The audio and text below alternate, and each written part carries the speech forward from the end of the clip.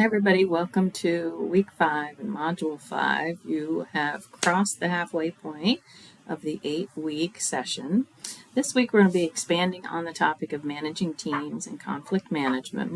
Both of these were probably topics that you were introduced to in the MBA Essentials class, but we're going to expand on them a little bit here.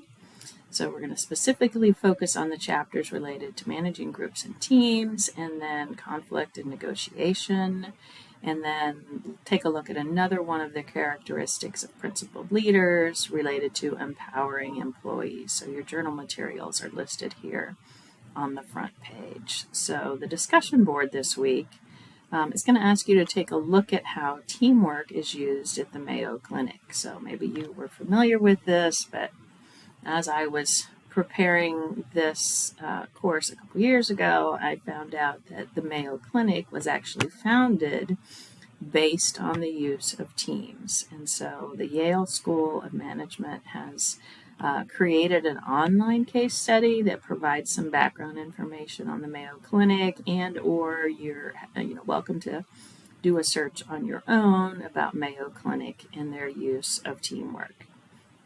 So we will, again, post your responses there and respond to 2 other posts. Sorry, I see a typo. So our written assignment is focusing on the negotiation part of the conflict and negotiation chapter. So here I'm going to ask you to create a plan for negotiating something. The specific example and steps from your chapter come with the negotiation for higher salary. So I'm going to ask you to go through each of the steps and plan your negotiation. So anytime you're going to go into a negotiation, the planning should take, you should spend a lot of time on planning.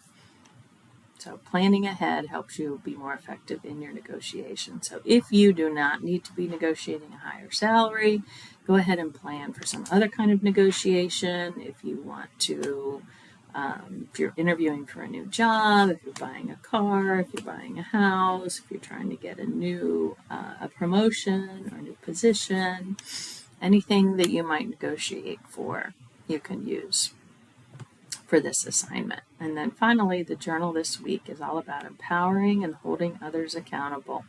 So one example here is from Marriott.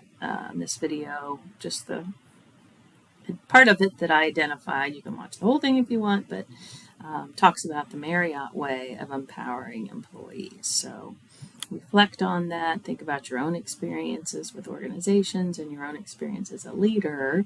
And tell me how that resonates with you. So have a good week. Let me know if you have any questions.